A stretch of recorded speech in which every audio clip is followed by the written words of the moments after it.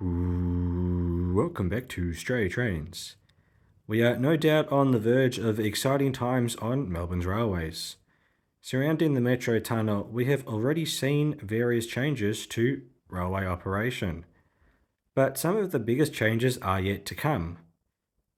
In fact, one massive change will likely be the reconfiguration of line groupings, namely the Northern Group and the Cross City Group. However, these won't occur without significant planning ahead. In this video, we are going to look at possible challenges that might occur with what will become the new Cross City Group. Hope you enjoy the video.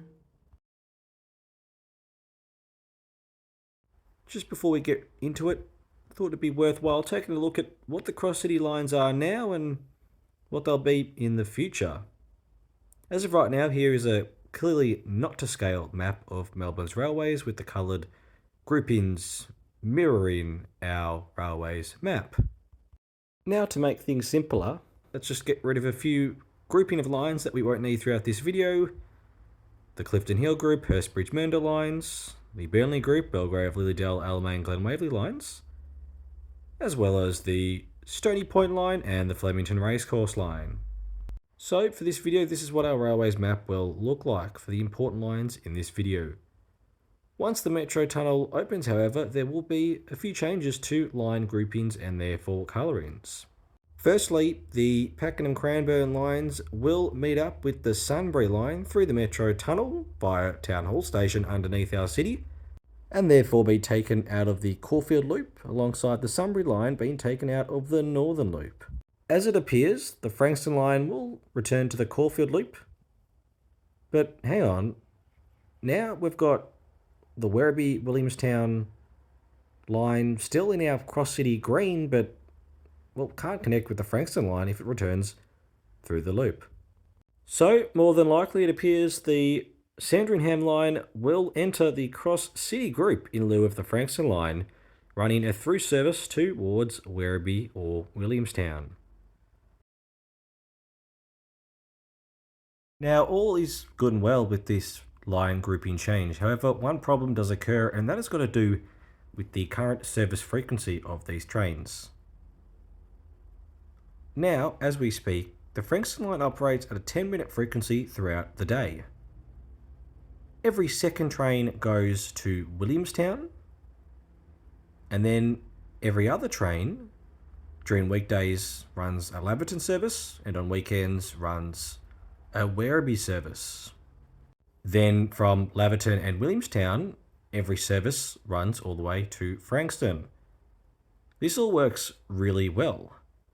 However, the Sandringham line operates at a 15-minute frequency off peak, which would not align with the every second train running to either Laverton, Werribee, and the other one to Williamstown. With the majority of the Altona Loop, which is the stations between Newport and Laverton, and Williamstown station being single track, it is somewhat of a limitation on how we could improve frequency on these lines. That is assuming that duplication works aren't undertaken, which doesn't appear to be happening anytime soon, if ever. So with that in mind, we're probably going to have to look at the Sandringham line in order to fix this timing issue. And in fact, solution one that we could look at is the terminus of the line, Sandringham Station. And just like Williamstown, Sandringham Station also has one platform. Here is a quick diagram of Sandringham Station. We have platform 1, which is the only platform, and then 3 sidings, roads 2, 3, and 4. So effectively, only one platform, as passenger trains can't use any other tracks. Putting this into an actual scenario, if there is a train on the platform, and the next train is ready to terminate at Sandringham Station, it must wait on the other side of the level crossing until the platform is cleared so the train can use the points onto the platform track.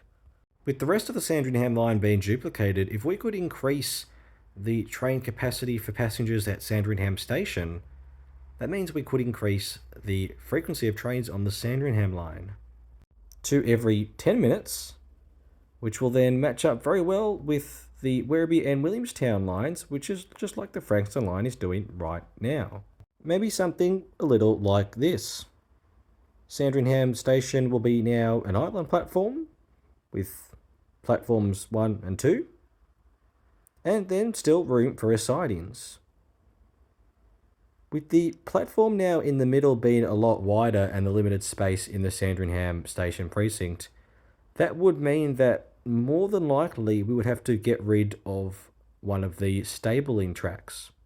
This would be a downside, as right now the current timetable implies that there are 4 trains starting the day at Sandringham Station, which would mean that there would have to be an empty train movement at the beginning of every morning from the city to Sandringham.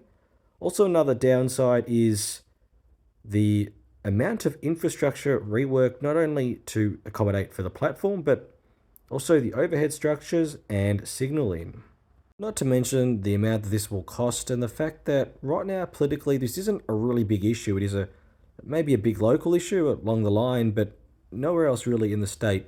So to secure the funds and resources would definitely be a challenge for this project. However, if this can be done, getting 2 platforms at Sandringham Station, running a 10-minute frequency on the line would be very possible, not only helping for smoothness in the timetable, but also benefiting the Sandringham line passengers to a more frequent service. If you have made it this far and you're wondering how then does the Sandringham line operate at roughly a 7 to 10 minute frequency during the peak time, well, there's a bit more to it. During the peak time, there are select trains that terminate at Sandringham, and then there is a driver waiting on the other side, ready to hop in the cab as soon as the train arrives. This is known as a drop-on driver. Train A arrives. There is a driver waiting to take the train into the city. And then by the time that train B arrives, the driver of train A has had enough time to walk to the up end of the platform and then take that one to the city, so on and so forth. However, off-peak times, the driver that takes the train from Flinders Street to Sandringham generally takes that same train back all the way into the city. This means you have to allow time for the driver to change ends.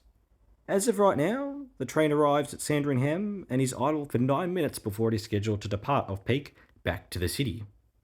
This allows the driver 9 minutes to change ends and get into position. So even if the train arrives at Sandringham for whatever reason a few minutes late, there is still plenty of time to get to the other side. If you were though to change the frequency from every 15 to 10 minutes, that would mean that the driver would have 5 less minutes to change ends, as instead of trains being idle for 9 minutes at Sandringham, they would be idle for now just 4 minutes. It probably is possible to change ends in 4 minutes provided the train arrives on time, but don't forget, going back to our previous diagram, not only does the driver have to change ends, but the train has to arrive at the station, depart the station and clear the section before the next train can arrive. So realistically, 4 minutes of idle time is just not enough. This is why having a good amount of idle time is not only beneficial to allow drivers to change ends with enough time, but also to catch up if a train arrives a few minutes late, it can still leave on time. So if you see where I'm getting now, it just is not possible to run a 10-minute frequency on the Sandringham line off-peak due to the mere reason of Sandringham Station having just one platform. And another solution might be to reintroduce Brighton Beach Platform 1, but maybe we'll save that for another time. It will no doubt be interesting to see how much the network changes once the Metro tunnel opens and how Metro PTV tackle this, what I perceive to be a cross-city dilemma. Feel free to let me know your thoughts in the comments below. And on that note, hope you've enjoyed the video. And I think we'll leave it at that. Cheers.